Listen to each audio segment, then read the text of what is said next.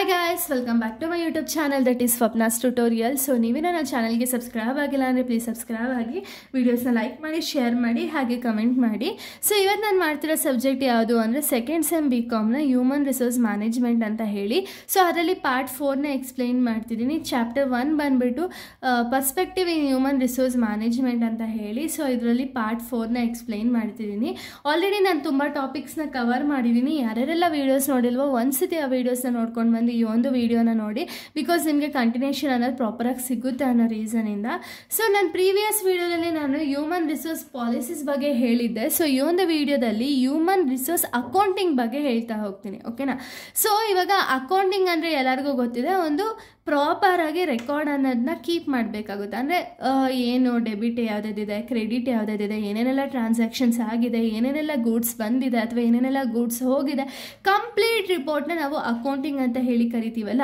So accounting, human resource accounting ಅಂದರೆ ಏನು ಅಂದರೆ it is a method of identifying measures the reports the value of an human capital in recognises employees as a valuable assets rather than just cost, aiming to quality their contribution towards the organisation. ಅಂದರೆ ಏನು ಅಂದರೆ HR accounting ಅಂದರೆ ಸಿಂಪಲಾಗಿ ನಾವು ಹೇಳೋದಾದರೆ, so ಇವಾಗ ನಿಮ್ಗೆಲ್ಲರಿಗೂ ಗೊತ್ತಿದೆ ಅಕೌಂಟಿಂಗ್ ಅಂದರೆ identifying, measuring, recording, summarising, analysing, interpretation ಅನ್ನೋದೆಲ್ಲ ಗೊತ್ತಿದೆ ಅಲ್ಲ. ಸೊ ಅದೇ ರೀತಿ ಇಲ್ಲೂ ಕೂಡ ಇಲ್ಲೇನು ಮಾಡ್ತಾರೆ ಅಂದರೆ ಐಡೆಂಟಿಫೈ ಮಾಡ್ತಾರೆ, ಮೆಷರ್ ಮಾಡ್ತಾರೆ, ರಿಪೋರ್ಟ್ನ ತಯಾರು ಮಾಡ್ತಾರೆ. ಯಾವುದು ಅಂದರೆ value of an human capital ಏನಿದೆ ಕಂಪ್ನಿಯಲ್ಲಿ, ಆ ಒಂದು ಹ್ಯೂಮನ್ ಕ್ಯಾಪಿಟಲ್ ವ್ಯಾಲ್ಯೂವನ್ನು ಐಡೆಂಟಿಫೈ, ರೆಕಾರ್ಡ್ ಮಾಡಿ ಆ್ಯಂಡ್ ಮೆಷರ್ ಮಾಡೋದನ್ನ ನಾವು ಹ್ಯೂಮನ್ ರಿಸೋರ್ಸ್ ಅಕೌಂಟಿಂಗ್ ಅಂತ ಹೇಳಿ ಕರಿತೀವಿ, ಓಕೆನಾ. ಸೊ ಇಲ್ಲಿ ಕಂಪನಿಯಲ್ಲಿ ಹ್ಯೂಮನ್ ರಿಸೋರ್ಸ್ ಅನ್ನೋದನ್ನ ತುಂಬ ಇಂಪಾರ್ಟೆಂಟ್ ಅಂತಾರೆ. ಯಾಕೆ ಅಂದರೆ ಎಂಪ್ಲಾಯೀಸ್ ಅನ್ನೋದನ್ನ ತುಂಬ ಇಂಪಾರ್ಟೆಂಟ್ ಅಂತಾರೆ. ಯಾಕೆ ಅಂದರೆ ಎಂಪ್ಲಾಯೀಸ್ನ ಬ್ಯಾಕ್ ಬೋನ್ ಅಂತಲೂ ಹೇಳಿ ನಾವು ಕರಿಬೋದಲ್ವಾ. ಸೊ ಒಂದು ಆರ್ಗನೈಸೇಷನ್ ಚೆನ್ನಾಗಿ ರನ್ ಆಗ್ತಿದೆ ಅಂದರೆ ಎಂಪ್ಲಾಯೀಸ್ ಇರೋದ್ರಿಂದನೇ ಅದು ರನ್ ಆಗ್ತಿರೋದು. ಸೊ ಅವಾಗೇನಾಗುತ್ತೆ ಅಂದರೆ ಇಲ್ಲಿ ಕಂಪನಿಲಿರುವಂಥ ಎಂಪ್ಲಾಯೀಸ್ನ ಬರೀ ಎಕ್ಸ್ಪೆನ್ಸಸ್ ಎಷ್ಟಾಗಿದೆ ಅಂತ ಹೇಳಿ ರೆಕಾರ್ಡ್ ಮಾಡೋದಕ್ಕಿಂತ ಅಥವಾ ಅವ್ರ ಮೇಲೆ ಇನ್ವೆಸ್ಟ್ ಮಾಡಿರುವಂಥ ಒಂದು ಕಾಸ್ಟ್ ಎಷ್ಟಾಗಿದೆ ಅನ್ನೋದನ್ನ ಮಾತ್ರ ರೆಕಾರ್ಡ್ ಮಾಡೋದಲ್ಲ, ಅವರ ಒಂದು ಕಾಂಟ್ರಿಬ್ಯೂಷನ್ ಎಷ್ಟಿದೆ, ಒಂದು ಆರ್ಗನೈಸೇಷನಲ್ ಗೋಲ್ಸ್ಗೆ ಎಷ್ಟು ಅವರು ಸಪೋರ್ಟ್ ಮಾಡ್ತಾರೆ ಅನ್ನೋದನ್ನ ಕಂಪ್ಲೀಟಾಗಿ ಮೆಷರ್ ಮಾಡಿ ರೆಕಾರ್ಡ್ ಮಾಡೋದನ್ನ ನಾವು HR ಅಕೌಂಟಿಂಗ್ ಅಂತ ಹೇಳಿ ಕರಿತೀವಿ. ಸೊ ಇಲ್ಲಿ HR ಮ್ಯಾನೇಜರ್ ಏನು ಮಾಡ್ತಾರೆ ಅಂದರೆ ಒಬ್ಬ ಪರ್ಸನ್ನ ಒಂದು ಕಾಂಟ್ರಿಬ್ಯೂಷನ್ ಏನಿದೆ ಒಂದು ಆರ್ಗನೈಸೇಷನ್ಗೆ ಅನ್ನೋದನ್ನ ಕಂಪ್ಲೀಟಾಗಿ ಅನಲೈಸ್ ಮಾಡಿ ಅವರು ರಿಪೋರ್ಟ್ ಅನ್ನೋದನ್ನ ತಯಾರು ಮಾಡ್ತಾರೆ. ಸೊ ಇದರ ಆಬ್ಜೆಕ್ಟಿವ್ಸ್ ಏನೇನು ಅಂದರೆ recognising HR as an asset. So HR human ರಿಸೋರ್ಸ್ನ ಅಸೆಟ್ಸ್ ಅಂತ ಹೇಳಿ ನಾವು ಟ್ರೀಟ್ ಮಾಡ್ತೀವಿ, ಮೀನಿಂಗಲ್ಲೇ ಇತ್ತು. Next measures the cost of an human resource. So ಇವಾಗ ಹ್ಯೂಮನ್ ರಿಸೋರ್ಸ್ನ ನಾವು ಅಡಾಪ್ಟ್ ಮಾಡ್ಕೊಳ್ತಿದ್ದೀವಿ ಅಂದರೆ ಅಲ್ಲಿ ಎಷ್ಟು ಕಾಸ್ಟ್ ಆಗುತ್ತೆ ಅನ್ನೋದನ್ನ ಕ್ಯಾಲ್ಕುಲೇಟ್ ಮಾಡ್ತಾರೆ. Facilitating effective decision making. So decision making ಅನ್ನೋದು ತುಂಬ ಇಂಪಾರ್ಟೆಂಟ್ ಆಗಿರುತ್ತೆ.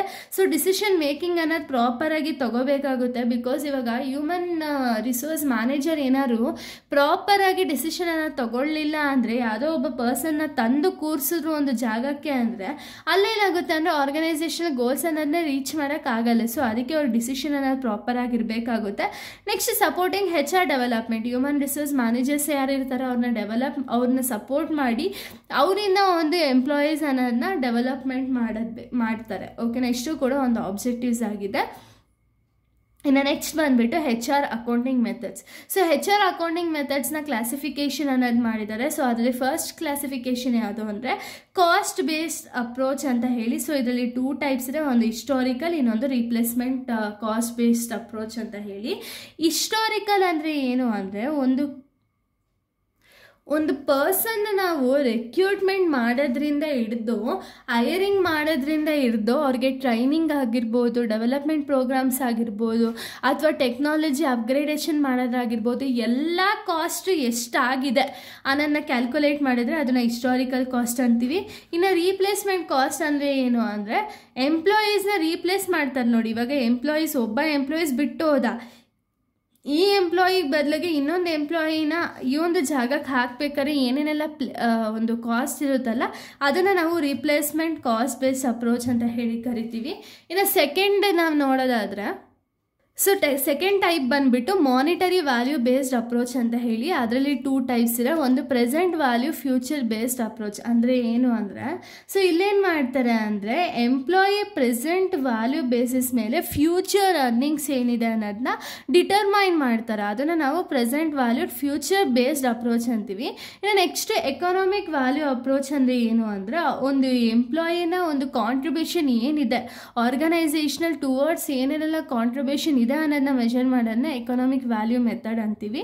ಸೊ ಇದು ಮಾನಿಟರಿ ವ್ಯಾಲ್ಯೂ ಅಲ್ಲಿ 2 ಟೈಪ್ಸು. ಇನ್ನು ನಾನ್ ಮಾನಿಟರಿ ವ್ಯಾಲ್ಯೂ ಅಲ್ಲಿ 3 ಟೈಪ್ಸ್ ಇದೆ. ಒಂದು human capital value method, intellectual capital value method, social capital value method ಅಂತ ಹೇಳಿ. So human capital value method ಅಂದರೆ ಏನು ಅಂದರೆ, ಸ್ಕಿಲ್ಸು ನಾಲೆಜ್ ಆ ಬೇಸಿಸ್ ಮೇಲೆ ಒಂದು ಕಾಸ್ಟ್ ಏನಿರುತ್ತೆ, ಒಂದು ಇವಾಗ ಹ್ಯೂಮನ್ನ ನಾವು ರೆಕ್ರೂಟ್ ಮಾಡ್ತಿದ್ದೀವಿ ಅಂದರೆ ಅವರು ಒಂದು ಅಸೆಟ್ಸ್ ಆಗಿ ನಮಗೆ ಕನ್ವರ್ಟ್ ಆಗ್ತಾರಲ್ಲ, ಅವರ ಒಂದು ಸ್ಕಿಲ್ಸು ನಾಲೆಜ್ ಏನಿದೆ ಅನ್ನೋದನ್ನ ಎಸ್ಟಿಮೇಟ್ ಮಾಡೋದನ್ನ ಹ್ಯೂಮನ್ ಕ್ಯಾಪಿಟಲ್ ವ್ಯಾಲ್ಯೂ ಮೆಥಡ್ ಅಂತೀವಿ. ಇನ್ನು ಇಂಟೆಲೆಕ್ಚುಯಲ್ ಕ್ಯಾಪಿಟಲ್ ವ್ಯಾಲ್ಯೂ ಮೆಥಡ್ ಅಂದರೆ ಏನು ಅಂದರೆ, ನಾಲೆಜು, ಇನೋವೇಷನ್ನು ಅಥವಾ ಎಂಪ್ಲಾಯರ್ ಒಂದು ಏನಾದ್ರು ಆರ್ಗನೈಸೇಷನ್ಗೆ ಏನಾದರೂ ಒಂದು ಗೋಲ್ಸ್ನ ಅಚೀವ್ ಮಾಡೋದಕ್ಕೆ ಏನಾದ್ರು ಅವರ ಒಂದು ಕಡೆಯಿಂದ ಅಪ್ರೈಸಲ್ ಬಂತು ಅಂದರೆ ಅದನ್ನು ಇಂಟೆಲೆಕ್ಚುಯಲ್ ವ್ಯಾಲ್ಯೂ ಮೆಥಡ್ ಅಂತೀವಿ. ಇನ್ನು ಸೋಷಿಯಲ್ ಕ್ಯಾಪಿಟಲ್ ವ್ಯಾಲ್ಯೂ ಮೆಥಡ್ ಅಂದರೆ ಏನು ಅಂದರೆ, ಸೋಷಿಯಲ್ ಕನೆಕ್ಷನ್ಸ್ ಆಗಿರ್ಬೋದು, ಇವ್ಯಾಲ್ಯೂಷನ್ ರಿಲೇಷನ್ಶಿಪ್ನ ಇವ್ಯಾಲ್ಯೂಯೇಷನನ್ನು ಮಾಡೋದಾಗಿರ್ಬೋದು, ಇದೆಲ್ಲ ಸೋಷಿಯಲ್ ವ್ಯಾಲ್ಯೂ ಬೇಸ್ಡ್ ಮೆಥಡ್ಸ್ ಆಗಿರುತ್ತೆ. ಸೊ ಇಷ್ಟು ಕೂಡ ಒಂದು ಪಾರ್ಟ್ 4 ವಿಡಿಯೋ ಆಗಿದೆ. ಇನ್ನು ನೆಕ್ಸ್ಟ್ ವಿಡಿಯೋದಲ್ಲಿ ನಾನು ಬೇರೆ ಒಂದು ಟಾಪಿಕ್ನ ಎಕ್ಸ್ಪ್ಲೈನ್ ಮಾಡ್ತೀನಿ. So thank you guys, thanks for watching.